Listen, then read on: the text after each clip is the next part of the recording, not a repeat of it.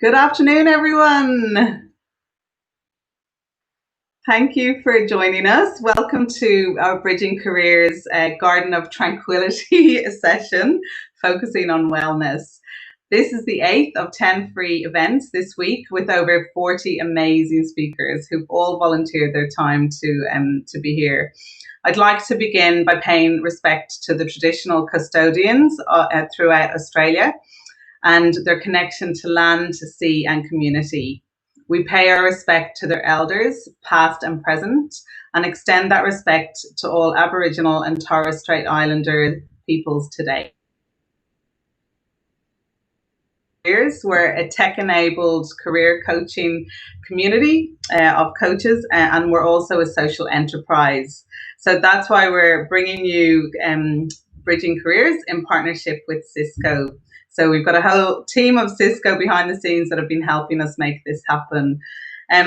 We're live on YouTube all this week for free. So we've got 2 more sessions tomorrow, and all of these sessions will be available on an ongoing basis for you to access through our Glow Up Careers YouTube channel, which you're on now. So just follow that channel and then you can share it. Yeah, as I said, they'll be free forever. So yeah, as I said, we're so grateful to all our speakers for sharing their time and donating their time to help during this current environment. This session will run for 60 minutes, and I know it's going to be a really interesting and exciting topic that we're talking about. If you'd like to share or comment on social media, we'll be using the hashtag BridgingCareers, so hashtag BridgingCareers. We'll also be live tweeting the event. Our Instagram and Twitter account handle is @GlowUpCareers. And please make sure to tell us what you think. So we've been getting the most awesome comments all week on people that are getting lots of practical tips and inspiration, and we're really helping people who are struggling and doing it tough. So on the right hand side of YouTube, you'll see a little comment box. We've got a team of our Glow Up coaches that are on hand to answer any questions. So yeah, pop them on there. If we've got some time, I'll try and get some questions out to the panel so that we can ask some of your questions to them. So let's get straight into this session. We're going to talk all about well-being and the importance of focusing on ourselves.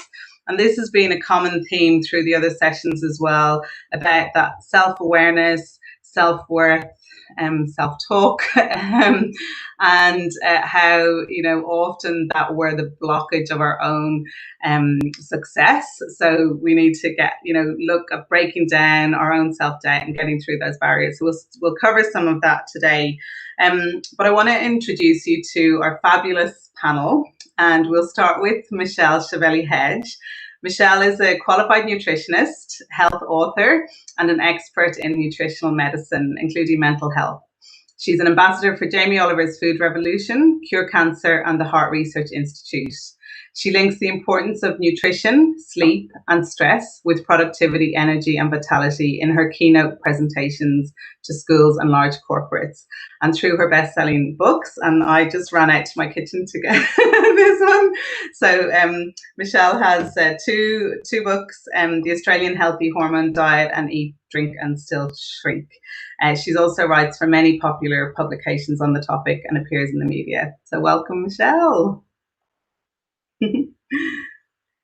So next we have Stephen Bradbury. Stephen is a motivational speaker, has an Order of Australia medal, and he was just saying he's started being able to do more face-to-face speaking again, which he's very excited about. And amazing achievement. Stephen's the first Australian to win a Winter Olympic gold medal. He's an onstage champion speaker, master of ceremonies. Oh, he's got it there. I didn't realize. Amazing. Comedian and entertainer. And he's presented at over 1,350 conferences and events in 21 countries and loves it. So he may be best known as last man standing at the Salt Lake City Winter Olympics, but Stephen wears many hats, and he's launched a book and a beer brand of the same name. And I know he's got his book as well. There's his book and his beer. So amazing. And all of our speakers, you can connect, reach out on LinkedIn, on our BridgingCareers.live website. They've got a page and all their contacts are there too. And there's links to the books. We're really excited. This panel, yeah, most of our speakers have our authors. So thank you for joining, Stephen. Next, we have Nick Bowditch, who's a best-selling author, motivational speaker, and therapist. He's also an entrepreneur, TEDx speaker, inspirational storytelling expert, and blogger. He makes podcasts, is a mental health advocate, a sexual abuse victim, and someone who lives with PTSD. He's also a survivor. So Nick was once, in his own words, really overweight, erratic, difficult to be around, and unhappy. And I think a lot of people, Nick, can relate to that at the moment. But, through a process of personal discipline and really completely changing the way he thinks, he's managed to get back in control of his life. And he now helps other people do the same. So he speaks on stages at conferences and events, teaching people how they can reboot their thinking and become the best version of themselves. And you can access Nick's books through the BridgingCareers.live website on his page there. So welcome, Nick. And last but definitely not least, Faye Calderoni is a partner at Hall & Wilcox Sydney. As a lawyer, she's really passionate about inclusion and presents at major industry conferences, publishes articles, and provides media commentary on important issues like discrimination, bullying, and sexual harassment. She really encourages employers to create healthy, inclusive, and flexible workplaces. We had Craig Foster on a panel. We were talking about diversity and inclusion and getting employers to hire more diverse. And I know that's a passion of Faye's as well. She received a high commendation in the New South Wales Women Lawyers Achievement Awards 2019 and was recognised as Best Lawyer in Sydney and Asia Pacific Legal 500. So welcome, Faye. Faye's going to moderate our session. So well-being and wellness is such an important topic, and I know personally for myself, the start of COVID, it's been a real journey for me through my own self-reflection and self-care. So I decided that I really wanted to do something about my own health and fitness, and started to get up in the morning, go out for a 1.5 hour bushwalk. I live near beautiful bushland, and I've continued to do that. I've been using Michelle's book, this one, and I've lost 20 kilos. And I feel really good and so healthy and so fit. And I went on my walk this morning, and yesterday we had Stacey Copas in our afternoon session on resilience, and we were talking about gratitude. And Stacey had an accident at the age of 12 and ended up paraplegic. And it was amazing how she talks about how grateful she is for her life, and she wakes up every morning being thankful, especially for nature and small things. And this morning on my walk, I was walking down a boardwalk, and there was a turkey walking in front of me, and he crossed over a bridge, and I followed him along, and I stopped and took photos, and I was like, wow, I'm so lucky and grateful for what I have, and to be able to walk and be able to take a walk every day. And my lovely husband Alex, who looks after the kids while I do that. So I really want to start, Faye, by just talking to you. I know for a lot of people, COVID has been a really difficult time, and some people have gone the opposite direction to the path that I've taken.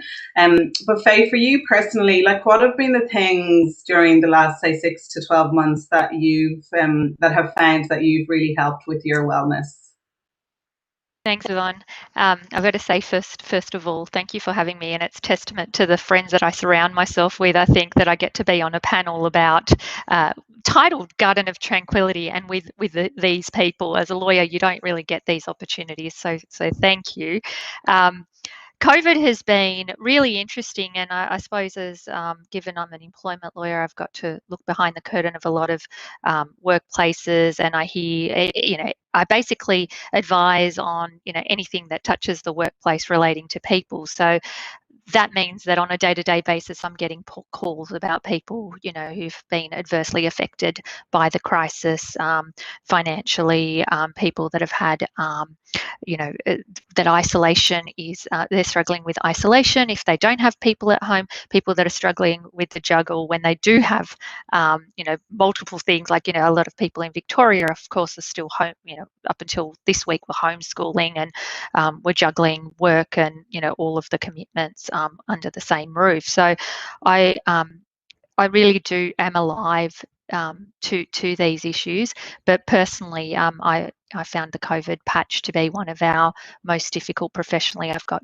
boys that are 9 and 14, so a little bit more self-sufficient than most, but the practice was the busiest it's ever been, and it was a lot of phone calls, and it was a lot of things that were, quite impactful. Like it was, do we stand down an entire workforce, an aged care provider that had a COVID outbreak, all those sorts of things. So the work was intense, home life was intense, the dog was barking, just things that were very, very at a basic level you could cope with all, in isolation. When they all come together are quite difficult.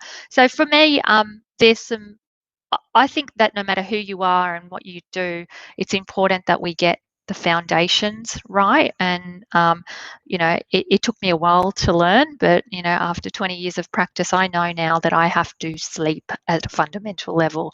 The RPM class is no longer the priority at 6 a.m. because I know that sleep and eating and getting just that third space, or that little bit of a meditation or yoga in, is actually more important to me than exercise is of course important, but doesn't have to be so intense or exhausting. So those sorts of things. And then finally, at a very basic level, and I still struggle with it, knowing when to say no, because if you say yes to too many things, then I found, and I am actually immune compromised. I haven't said it on a panel before, but I think this is the one to come out with it. on that it meant that if I went flat chat for too long, I got sick, and I got really sick, and then I'd be out for a week, and then I had to do nothing for a week, which of course is more challenging. So I learnt very quickly that I had to have that balance and restore that balance. So even as a lawyer, if we don't get those, sort of fundamentals right, everything else doesn't quite stack up, and you lose the good bits. Amazing. Thank you for being so honest, Faye, and sharing with us. That's fine. And now I'll hand over to your very capable hands to ask the panel some questions. Yeah, thank you. I loved the promo for this webinar. Aside from the Garden of Tranquility, I loved the words "gold medals come to those with the discipline to stay the course."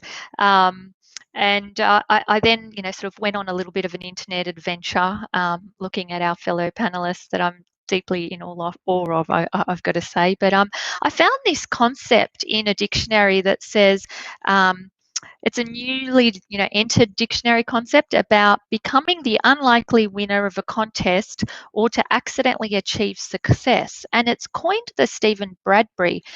Stephen, do you can you think of a time when you could relate to something having happened to you that might be to do with Stephen Bradbury?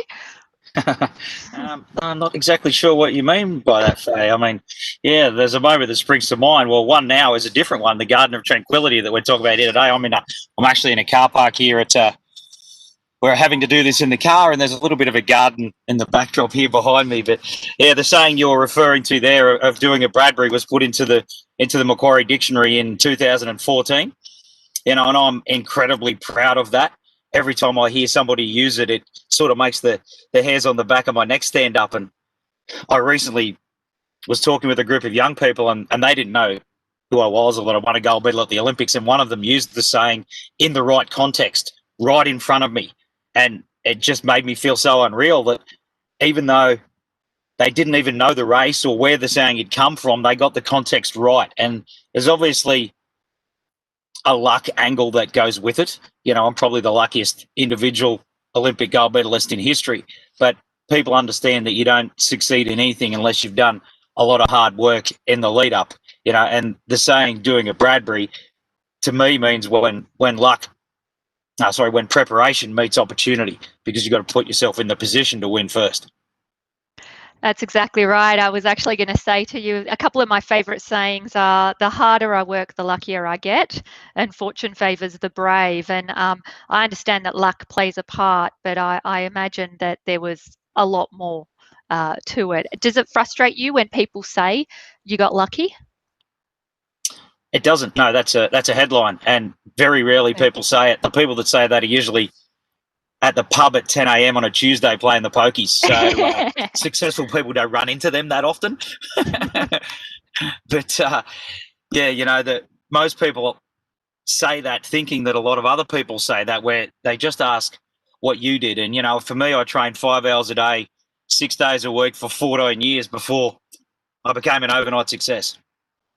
And I'm going to stay with you, because also, just full disclosure to the audience, Stephen may not be the last man standing today. A plug for his book and his beer, all of which we proudly support. His his computer charge is not so strong, sadly. So if he does drop out, it's a bit of a funny juxtaposition, really, isn't it? I'm on 34% at the moment, awesome. Faye, so we're good for a while. I'm going to stick with you for a little bit then. You talk about passion, persistence, and teamwork as being the key to success. And I also know that in terms of persistence, you did persist for quite some time, in that you broke your back in 1994. Can you talk a little bit about the resilience that sort of Yvonne was talking about earlier today, and how all of that together brings you to where you are today? I can, and you mentioned passion and persistence there in the lead-in, Faye, and people used to call that resilience. That's what they used to call it: passion and persistence and determination. But resilience is the buzzword that every footy player uses on their interview on the TV now. So that's the word that we call it these days. And for me, the part I'd like to talk about on that was the other word that you mentioned there, Faye, which was teamwork. Because I think that Aussies, and I know we've got people from a lot of countries here, but Australians, we generally fit into two different categories. One, we're fairly inexperienced at what we do. We're motivated, we're pumped, we want to improve, but we don't ask the older people for advice. We learn by our mistakes. And it's not just Australians. Most people learn via their mistakes. I know I certainly did. And then there's the other category where you're the older, more experienced person in your business, in your sport. You're more of a mentor, but you don't share with the younger generation what you're good at, because there's a little bit of tall poppy shit going on inside you that says, oh, nah, I can't tell people what I'm good at. I might get called a show off, and I can't cop it. So for me, if you're the younger person that could use some help, first, ask for it, because you don't get it unless you ask. And second, if you're the older, more experienced guy, don't wait for the younger person to ask. Just help. That's not showing off. In the end, that's karma, and it'll come back to you. I love that. That's so good. Actually, someone said in a podcast I did earlier this week that just by lighting someone else's flame, if you're a candle, it doesn't put your own out. And I think a little bit of that can go a long way at the best of times, but especially at the moment. I'm going to throw to Nick next. In your recent blog post, you talk about finding strength. How do we find strength and reboot our thinking to become the best version of ourselves, noting, of course, that you are a survivor? Yeah, thanks, Faye. G'day, everyone. I think there's a few ways we can draw on our own strength. The first way I would say, and I talk about this a lot, is to be able to put yourself first. There's in the media and in traditional kind of storytelling and family storytelling, we've always been told, the world doesn't revolve around you. You're part of this family. It's not all about you. And I kind of think it is, or at least that's how I am the most benefit to everybody else in my life, my kids, my friends, my colleagues, my work, my clients, and so on. So I really think we have to think more about putting ourselves first, and because you can't pour from an empty cup, as they say. And I think if I'm not putting myself first, I'm not the best version of me. When somebody else needs the best version of me, they can't get it, So that's the first thing I would say is I find strength in that honest sort of appraising of myself and where I fit on the ladder, of love, attention, importance, and direction. That's where I want to be at the top. So that's the first way I find strength. I also find strength in honesty. I talk a lot on stages, or used to talk on stages, hoping to do that again soon. But a lot on stages in front of audiences I talk about my abuse history. I talk about my mental illnesses. I talk about, you know, the crazy that's in my head, the stuff that I live with every day. And in being authentic and authentically telling those stories, even though it's hard and you know, it's easier every time I do it, but it's still difficult. Being able to embrace that vulnerability actually helps me a lot more to be authentic, to be useful, to be strong. And so I find that the strength in honesty is one of the biggest things that comes. And you know, people watching today, I know a lot of you guys have, you know, lost your jobs and lost direction in some way. And sometimes we can just be consumed by shame and not want to show up, you know, to try and change that. And I think that's to our detriment. I think if you show up strong, if you show up positive, and show up as the authentic version of you, then you know, that's where I think we can all gain a lot more strength from is showing up as yourself, or just showing up, you know, getting up, getting dressed, showing up. I love that, Nick, and I've got to say that that sense of vulnerability is becoming more and more important and recognised as being more and more important to us as humans. And I think in building connection with each other, and if anything, you know, the COVID crisis and, you know, increasing isolation, we've seen the mental health consequences of that, the substance abuse that comes from that. But vulnerability, as I understand it, builds, you know, connection, and then, you know, people connect with each other and are more likely to open up to people that have opened up to them. Do you find that you get a lot of people approaching you and sharing their story because they've heard yours? Yeah, 100%. Every time I speak on a stage or at a conference or an event, you know, I'll get off the stage and I can see them coming. You know, this one guy or the one girl coming from the back and making a beeline for me, you know, and I know they're going to tell me something that's resonated with them. And often people will tell me something pretty terrible from their past, from their life, and I know that I'm the only person they've ever told. You know, it's the first time they've said it out loud, that they were a victim of some sort of abuse or some sort of trauma, you know. And so I feel like we all have a bit of an obligation, not obligation, but like I feel like I have an obligation to go first. And when I go first, I know that gives permission to other people to also then own up, show up, tell their story, you know, be authentically represented in that space. And the more we talk about it, the more normal it is. You know, the more we normalize this sort of stuff and remove the shame and the stigma. Most of the shame isn't ours. If you're a victim of trauma, as I was, of abuse, you know, that's not my shame to carry. So I feel like when I do show up and can actually speak authentically about that, it actually gives other people permission to go second, as you say, Faye. That's so endearing. Thank you so much. Michelle, you're an advocate. I suppose we're shifting the pace now to vitality, aren't we? You're an advocate for low sugar in your books, and the Australian healthy hormone diet, and obviously the one that Yvonne held up earlier today. And you've got amazing recipes for low sugar diet along with intermittent fasting, which is a little bit scary for me, actually. But can you tell me a little bit about these concepts and what you shared earlier, pre going live, that you can have a bit of a treat and have a bit of a drink and even a Stephen Bradbury beer and still be fit and terrific?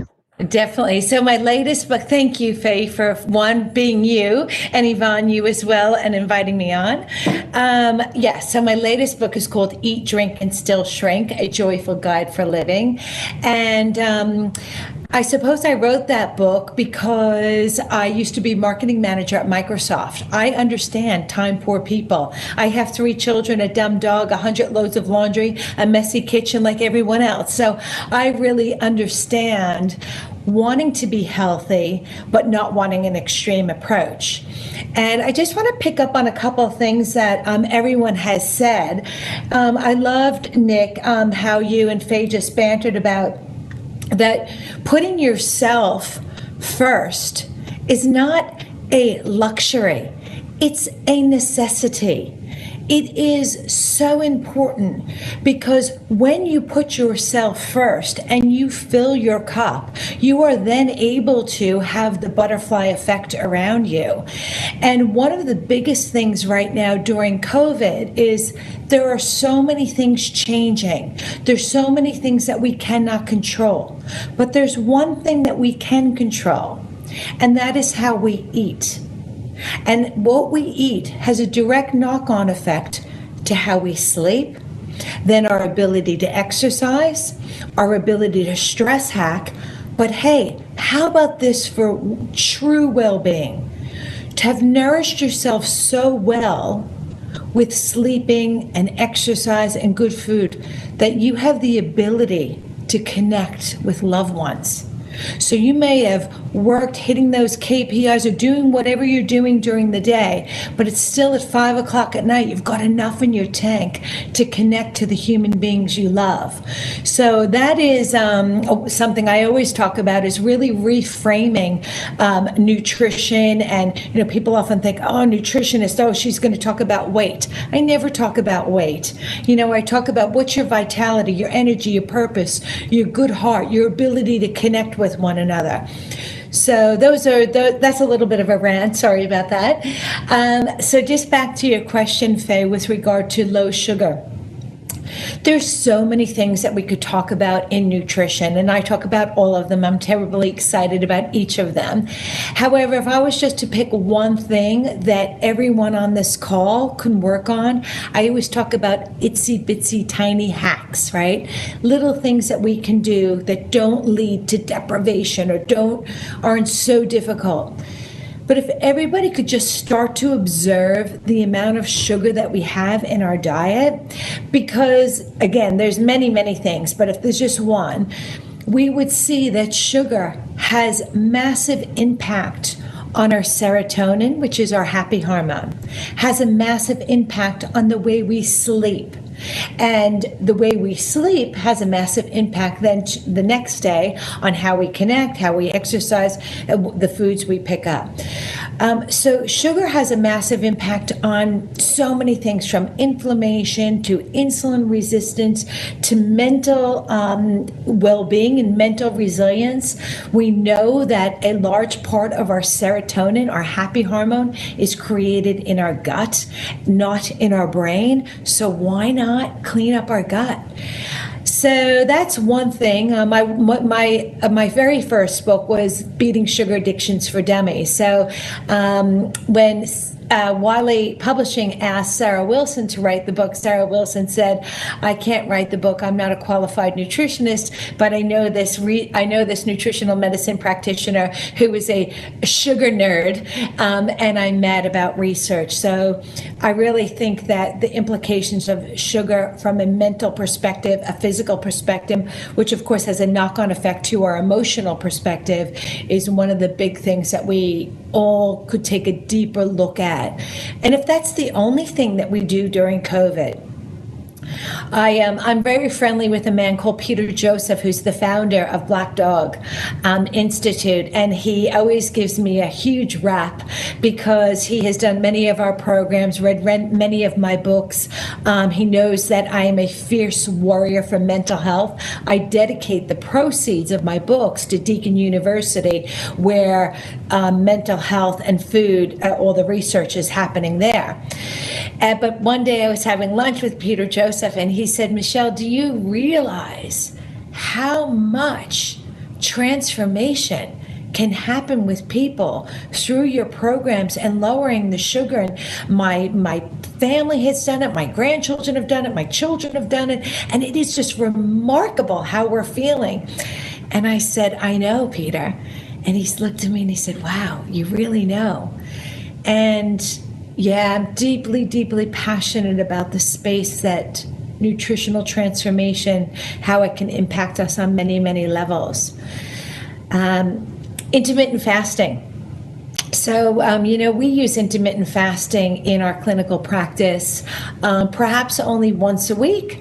With most of our clients, it's not necessarily just for weight loss. It can be to reboot your energy. Some people love it, some people hate it. Last year, I got to do a speaking engagement with Michael Mosley. Of course, he is the most famous 5-2 diet. And we, as nutritional medicine practitioners, have been using intermittent fasting for many years, right? So working with endocrinologists in the space of how intermittent fasting can be so great on our insulin receptors. But it was interesting talking to Michael about his book, and he said to me, Michelle, you wrote this book, Eat, Drink, and Still Shrink. You're happy for people to have a little bit of coffee and wine? And I said, definitely. I said, even as Cure Cancer's nutritional ambassador, I said, there's, things about moderation. And he said, I'm so with you. And I was like, yes. And he said, in fact, Michelle, he said, I have a new book coming out, the 800 diet. And I said, well, tell me about that. Why do you have that new book coming out? And he said, just for the same reason you've talked about with the 5-2 diet. Because he asked me, so Michelle, do you recommend your book to our clients? And I said, not really, Michael, because my people are usually busy, productive, energized people. And I find myself, if I am starving and eating celery and eggs for 2 days of the week, I'm not concentrating. I'm not vibrant. I'm not connecting to people. So it was interesting how, I think as the world moves more into eating real whole food, fats, smart carbs, and protein, that we might move a little bit away from intermittent fasting. There's a time and a place for that. But just come back to eating real whole food, unpackaged, unprocessed as often as possible. I learned that apparently a woman can't live on coffee and muesli bars alone, but it took me a while. Whole foods is great. So we've covered, the basics: exercise, sleep, nutrition. I want to take it a little bit further for our audience today. I mean, they're embarking on what you referenced, Michelle, as being, transformation for many of them. They've lost their jobs. They're looking for work. This is, a new door opening, a new chapter. Stephen, can you kick off this question that I'm going to ask of all of you, which is what are your tips on how people can stay healthy, positive, and stay the course at this critical time? Yeah, thanks very much, Faye. Great listening to Nick and Michelle also. For me, I had some serious self-reflection time when COVID hit, middle of March. I had probably close to $200,000 worth of conferences and events booked for the year, and 48 hours later, zero. Diary empty. And I'm looking at my wife across the dining table going, what the hell are we going to do? How do we pay the mortgage now? There's no income. And I was a pretty negative human for maybe a couple of weeks there, and I was like, how dare the government take away my entire business? This isn't fair, and probably not a very nice bloke to be around. But one of the things that I've always tried to focus on myself is having a positive mindset, and Nick mentioned that. And one of the things that I use is a visual cue to try and kick my mind into positive every morning. And the one that I used to use when I was training for the Olympics was stuck to the ceiling. It said, "This is the Olympics, get up." Because I knew my competition was getting up, and if I didn't, I lose. And so now the one I have next to my bed says family first, because I've often still got that Olympic mindset, and I need to actually put my family before myself because, Nick, I'm always going to find time for me. I've always been a bit of a selfish bastard on that front. So I need to put my wife and my kids first and then come back to me later in the day. I know I'm going to get there. But one of the things that I did to break that negative cycle when I had nothing to do now after COVID hit, and I'd never done this before, I bought a hedge trimmer. And I used to pay someone else to do the hedges, but now I've taken those hedges under my wing, and those things look better than they ever have. And I get some personal satisfaction from that. It's only a 1%er, but it's that little bit of personal satisfaction that drives you on to a bigger one.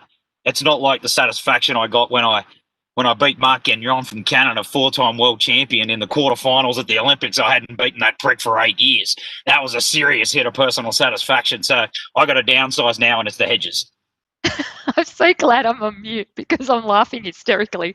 I'm going to say I always remember I've kept plants alive during the COVID period, and I never kept plants alive before. I remember watching 28 Days with Sandra Bullock, and remember it was like you got to keep the plant alive before you have children, before you go to the next step, or the pet and then the children.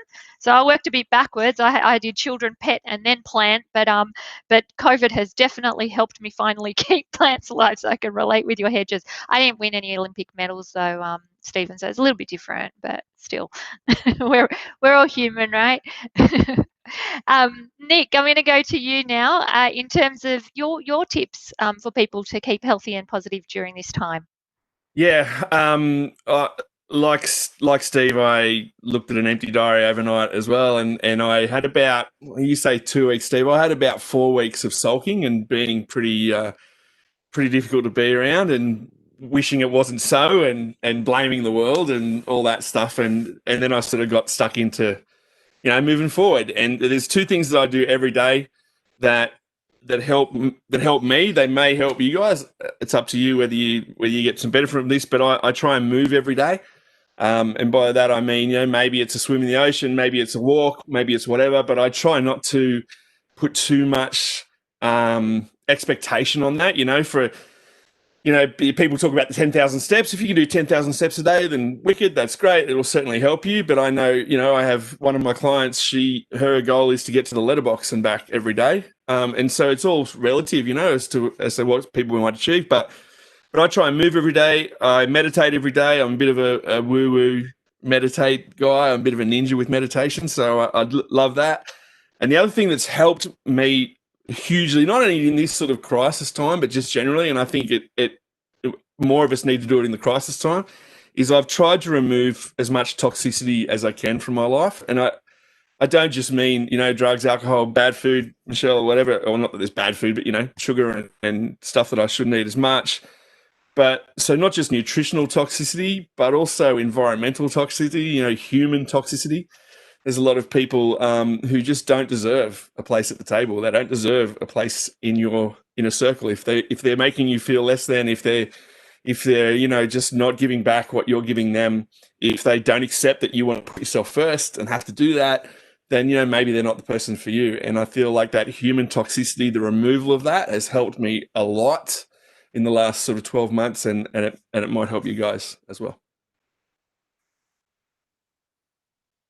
Thanks. That's so true, Nick. And we find the same in workplaces. Sometimes the workplaces just won't thrive when you've got toxic people, particularly toxic leaders. I mean, we've just seen sort of the destruction that can cause. And so it is about removing the bad stuff to be nourished by the good stuff, really, isn't it?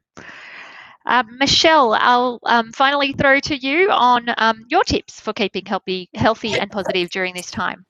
I just think I think the 4 fundamental things that I try to do every day of my life as best I can, and I don't beat myself up when I don't. I think one thing is really important is getting rid of feeling guilty. If none of us are perfect and the world doesn't have to be perfect. I usually start off every speaking engagement talking about how I wore a facial mask in front of 5,000 people and the Dalai Lama introduced me. And, tell the whole story, a true story. And I start introductions like that because I want to share with people that there's nothing about me that's perfect, and there should be nothing about nutrition that's perfect, right? We don't have to live in a perfect world. But I'd say to people, try to prioritize how you're feeding yourself, because how you're feeding yourself is how you're feeding your mental well-being and your energy and your vitality and your ability to connect, right? Even your ability to put boundaries, or Nick, boundaries around people. We talked about passion, resilience, all those things. You can't have those things unless you're actually feeling somewhat okay in your house mentally and physically, and you have the energy to do that.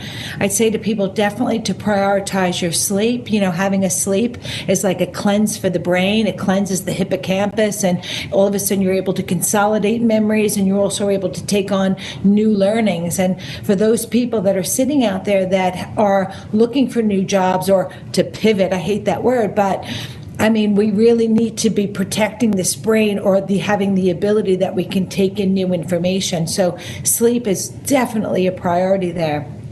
And then lastly, make sure you have a little bit of coffee, wine, or Stevens beer along the way, and do that while you're connecting with people. I just did this conference last week. It was the first time I was with live people, 17 senior leaders from senior corporations. And it was a 4-day event. And at the end, one of the senior leaders said to me, "So Michelle, we're coming up to the weekend. And on the weekend, I'm probably going to have a little bit of, extra food. I'm going to have a little bit of extra wine, and I'm going to be with all my friends." And I said, fantastic, because your connection and being with people is such a great part of well-being. Thank you, Michelle. I'm going to throw back to Last Man Standing, who I'm told has about 10 minutes battery life remaining, and I will speak quickly. When you were training for the Olympics and you were at breaking point and exhausted, and that is an assumption, you can tell us if that's not the case, how did you find the strength and power to carry on? Yeah. Well, firstly, thanks all you guys for the free beer plugs, Last Man Standing. Yeah, I definitely needed one of those or two of those occasionally. I used to have that a night out drinking written into my training diary once a month in the last couple of years that I trained, because it got difficult being one of the older competitors in the field, and mentally I needed that, and some days I counted down the days from 26 to 25 to 24, training twice a day before I could go out, catch up with my mates and have a couple of drinks occasionally. But in the end, the not giving up part for me in my skating career came down to having invested too much for too long to quit before I'd been able to satisfy myself. And I competed in 3 Winter Olympic Games, and I didn't skate my best at any of them. I was the favourite to win the 1,000-metre event at the Lillehammer Olympics in Norway. I got taken out in the first round. I was sitting there on the ice thinking, this is bullshit. The guy that knocked me over got disqualified, but it didn't help. And 4 years later, I was back in Nagano, Japan, and I didn't skate well. And then another 4 years, I'm at my 4th Olympics in Salt Lake City, and I had a lot of trials and tribulations in that last 4 years. And, the biggest one was where I went headfirst into the barrier in a training crash, and I broke my neck. I fractured the C4, C5, and C6, and had to have a halo brace screwed into my skull for a couple of months. Pretty much resembled a human building site. I've got a picture of it here in my book. There we go. Seen someone wearing one of those before. I got some pretty funny looks when I was driving my car. At least I thought I did. But anyway, I had 2.5 months wearing that thing, and the whole time to think about the big picture, what I'd done and what I potentially still had ahead. And everyone around me was telling me, you're done. You got a bronze medal at the Olympics that no one remembers. You got gold, silver, and bronze at World Champs. It's been a good career. But for me, I had unfinished business. And I think a lot of people in 2020 might be having some doubts. Things have been turned upside down. People's businesses have changed. The world has changed. And maybe you're wondering if what you've done for a long time is still what you're going to do into the future. But I think for most people, it is, because that's where your skill set lies, and there's still passion in there. You just have to be prepared to go and find it again once things get back to normal, which where I am in Queensland, they're getting pretty close to that now. I'm going to ask you one more question, Stephen. I'm absolutely fascinated to know about this. I know a lot of Olympians and sporting athletes generally find it really difficult to replicate the high that they get from winning that gold medal, or from the achievements that you've had, and you just can't have year on year. It's impossible. No one can have that in perpetuity. Do you miss that, or how do you replace that, other than beer, which helps withstand? Yeah, well, I certainly I replaced that with alcohol and some difficult times in my life for a couple of years after the gold medal, because when you've achieved, I was able to achieve an amazing feat at the end of my skating career, winning an Olympic gold, which was what I'd trained for over a decade for.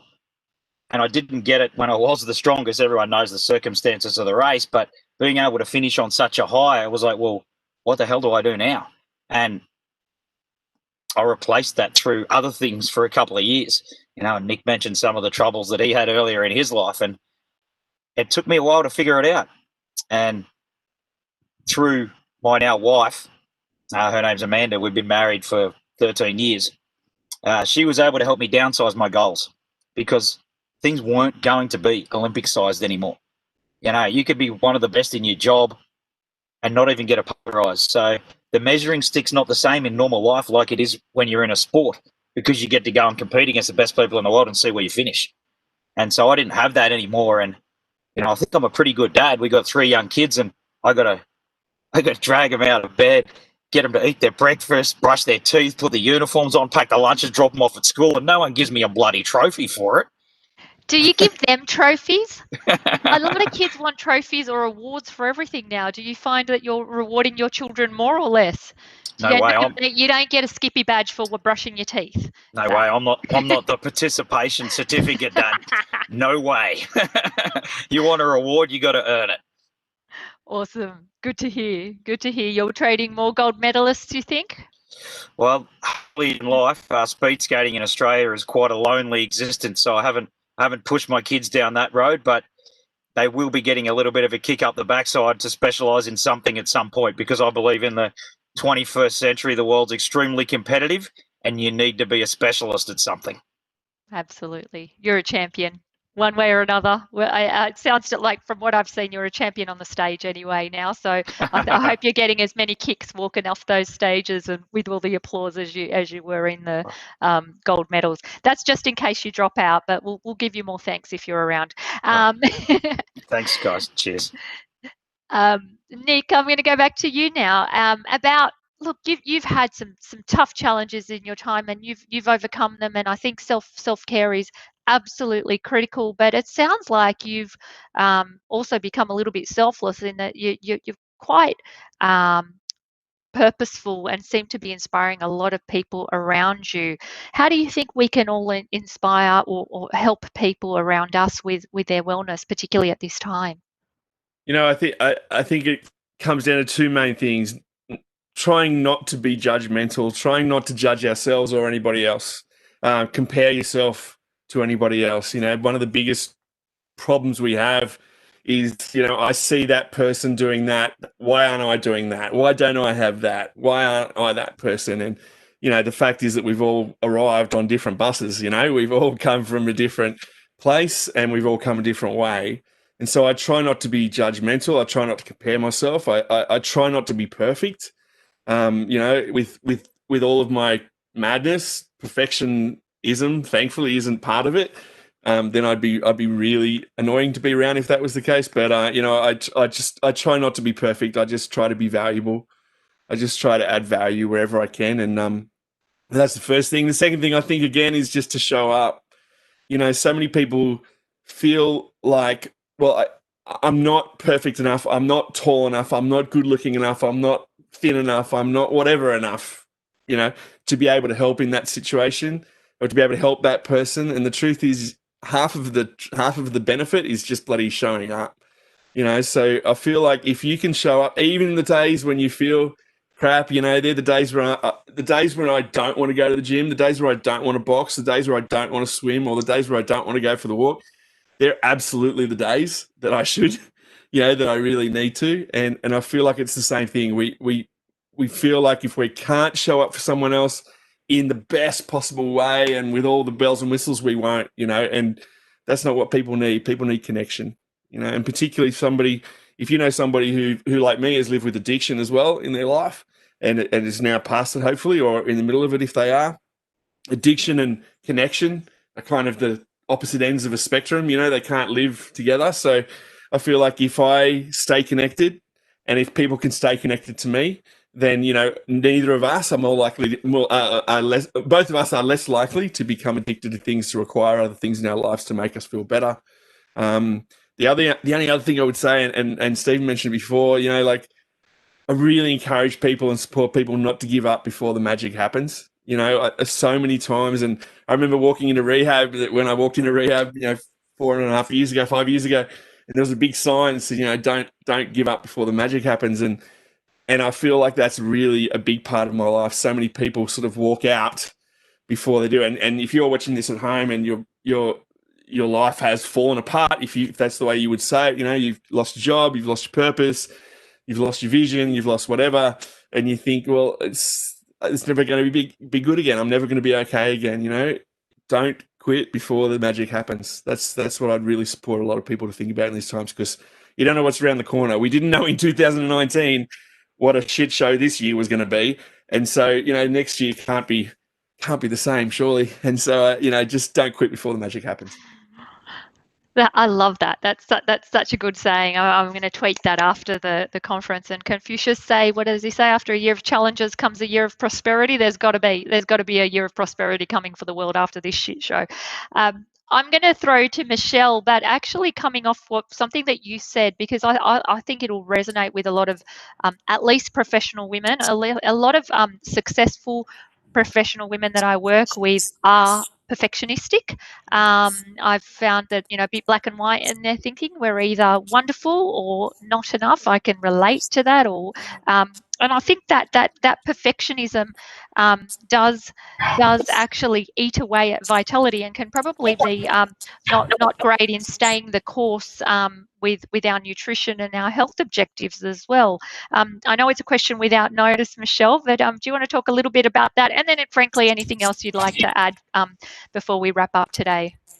Sure, absolutely. So, Faye, of course, I'm not speaking from an ivory tower. I was one of those women when I was working at Microsoft. I was burning my adrenals, trying to tick every box, and doing all of those things. And I suppose that's one good thing about getting older, as you get a little bit wiser. But I have a whole chapter in my book, my current book, Eat, Drink, and Still Shrink, on #no guilt. Like, soon as people start to let go of that guilt and the burden and the energy that's sucking up, is when things actually start to move forward at a much more wondrous pace. I want to pick up on something that Nick said, don't give up before the magic happens. And what I want to say about that is I love that expression, because magic does happen when you're starting to nourish yourself on every level. And I think so many people ask me, why do you think, Michelle, people don't start, eating a little bit better or sleeping a little bit better? And I think it's because they think that they have to do something extreme. We don't need to do anything extreme. My next book is going to be called The Itsy Bitsy Habits of Well-Being. And it's all about making small micro changes. Because so many people go, oh, no, I'm going to wait to start, exercising a little bit more when Johnny's finished with high school, or the mortgage is paid, or this is paid, or that is paid. And the reason, everybody out there, that I wrote Eat, Drink, and Still Shrink, I dedicated the book to my brother Greg. He was a New York City fireman, and he was the very first responder in his firehouse in September 11th. He was directly across from the Trade Center. And Greg survived the Trade Center. At the time, he was in his late 20s. He didn't have any children. But he was the only one to survive out of his firehouse. And 6 years ago now, 6'4", bulletproof, just had 2 babies. He was still a fireman, and he loved being a fireman. And he got diagnosed with stage 4 lung cancer as he was coming off the job, and he thought he broke his rib. And the doctor came in, and he was actually quite welled up himself, the oncologist. And my brother Greg goes, why is there an oncologist here? And he said, Greg, he said, damn 9/11. And so my message to all of you is, let's control what we can control, because so many things are out of our control. Greg had no idea that there was going to be massive toxicity on that site, and died the day before his 43rd birthday with 2 babies in his arms. Live now, live joyfully, do small things to feed your soul and your brain and your heart. Connect with people, share a meal with people, split a beer with a buddy. Do these things and embrace life, because it's short. And COVID has been scary for all of us, but we can do small things, and let's focus on what we can change. My gosh, Michelle, I've got goosebumps all over. That was such a powerful story. Stephen, you're still standing, buddy. Do you want to say anything? Yeah, well, my computer is, and All right. what I'm talking about my presentation is doing the 1%ers, and the 1%ers.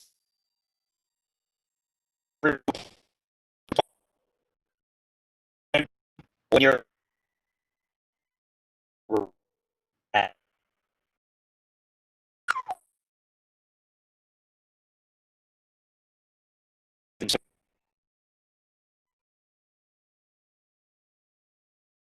is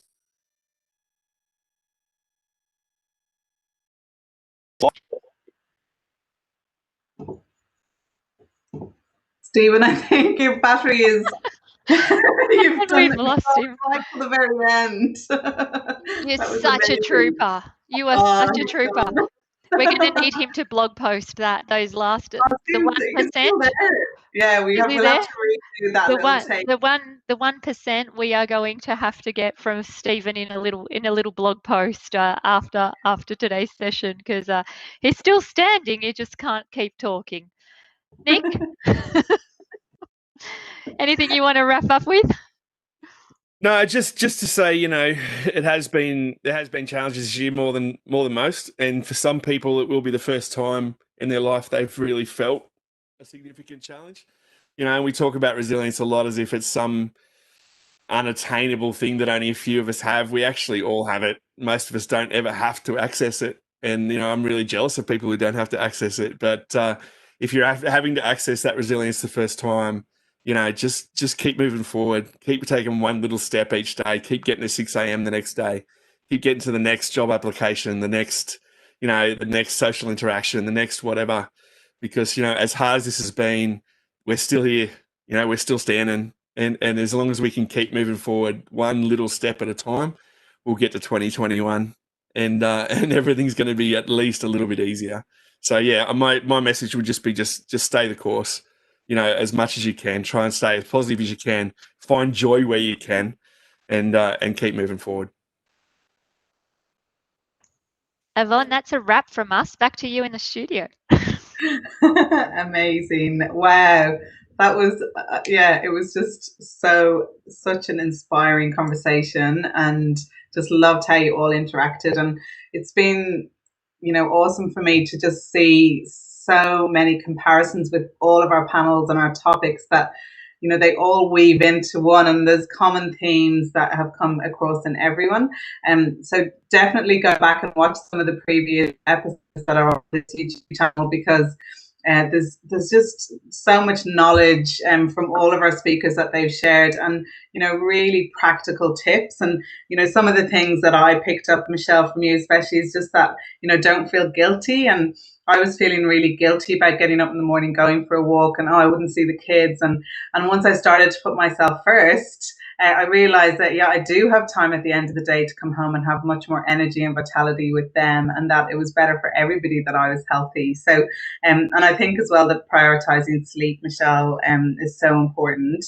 Nick, just love, putting yourself first, and moving every day.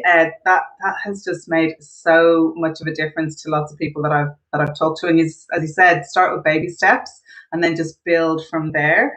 And just don't compare yourself to others. That's come up a lot in our other panels as well, that was a real society here to have that, oh, they're doing this and they're much better. And I think social media doesn't help that. So believe in yourself, and especially if you're looking for a job, that is such a key to, you know, show up and be positive. And yeah, love that message, and don't give up before the magic happens.